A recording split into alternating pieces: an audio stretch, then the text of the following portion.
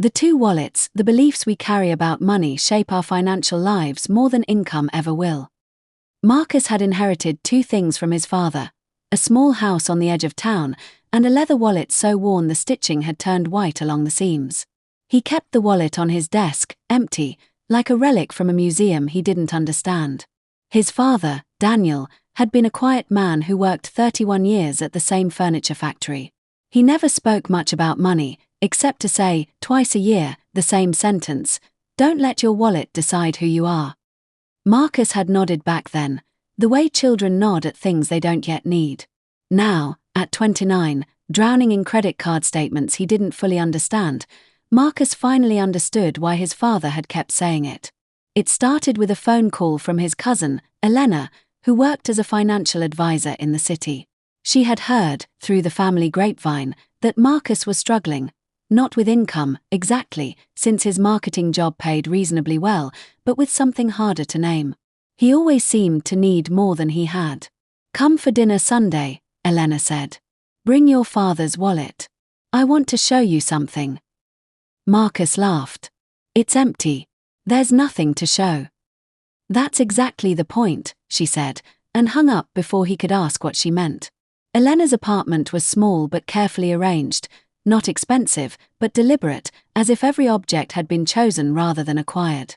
She poured 2 glasses of wine and sat across from Marcus at a worn wooden table. "Put the wallet here," she said, tapping the table between them. Marcus placed it down, slightly embarrassed, the leather catching the lamplight. "Do you know why your father kept this, even after he could afford a new one?" Elena asked. "I assumed it was sentimental. He wasn't exactly a spender." "It's not sentimental," Elena said. "It's a lesson. He told me about it once, years ago, before you were old enough to ask the right questions." She turned the wallet over in her hands. "Your father used to say that everyone carries 2 wallets, whether they realize it or not. One holds money. The other holds beliefs about money. And the second wallet is usually fuller and far more expensive than the first." Marcus frowned. "Beliefs about money." "Think about it," Elena said. "What did you believe about money growing up?" Marcus thought for a moment. That there was never quite enough. That wanting more wasn't really okay to admit. That if you had money, you should spend it quickly, before something happened and you lost it. Elena nodded slowly. "And how much of your life now is still run by those beliefs, even though your income changed?" The question landed harder than Marcus expected. He thought of the impulse purchases he made after stressful days at work, not because he needed the items, but because spending felt, briefly, like control.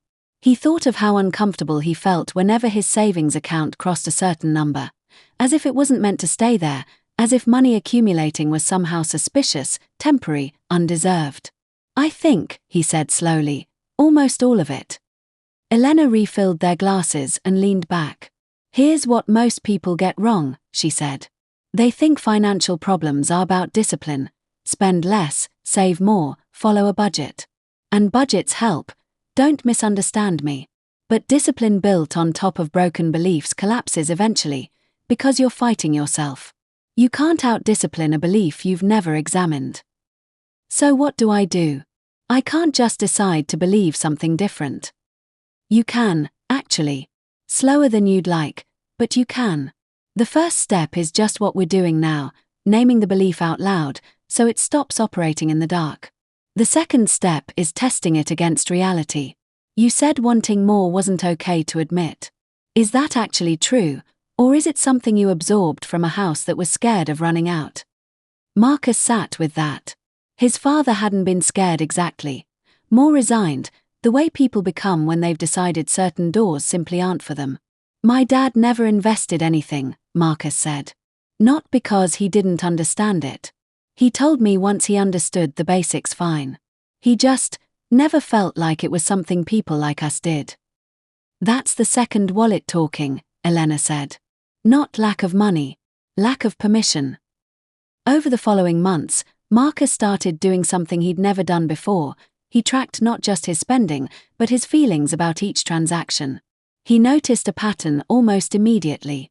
Every time he made an impulsive purchase, it followed a moment of feeling small, a tense meeting, a comparison to a coworker's promotion, a scroll through social media that left him feeling behind. He started asking himself, before buying anything beyond groceries and bills, is this an asset, or is this armor? Some purchases were obviously armor, things bought to feel, briefly, like he mattered. Recognizing the pattern didn't make the feeling disappear, but it gave him a half-second of choice he hadn't had before. He also opened, for the first time in his adult life, an investment account, not with a large sum, but with a consistent one, automated so the decision only had to be made once. The amount was almost embarrassingly modest at first. But each month, watching the small number grow, something shifted. He no longer felt like money disappearing was inevitable. A year later, Marcus visited Elena again, this time bringing the wallet back, along with something new tucked inside it. Not cash, but a small folded piece of paper. "What's this?" Elena asked, unfolding it. It was a list, written in his own handwriting, titled simply, "Things I No Longer Believe." That wanting more is shameful. That money disappearing is just what happens. That people like us don't invest. That spending equals safety. Below it, a second list. Things I'm testing instead. That I can want more and still be a decent person. That money can stay, if I let it. That people like us is a story, not a rule. That safety is something I build, slowly, not something I buy in a single afternoon. Elena read it twice, then looked up at him, her eyes a little brighter than usual. "Your father would have liked this," she said. "I think he was trying to tell me, in his own way," Marcus said. He just didn't have the language for it. He only had the wallet. Marcus still keeps the old leather wallet on his desk, empty of cash but no longer empty of meaning. Some evenings, when a stressful day tempts him toward something he doesn't need, he touches the worn leather and remembers the question that started everything. Is this an asset, or is this armor? It doesn't always stop him. But more often than not, now, it does.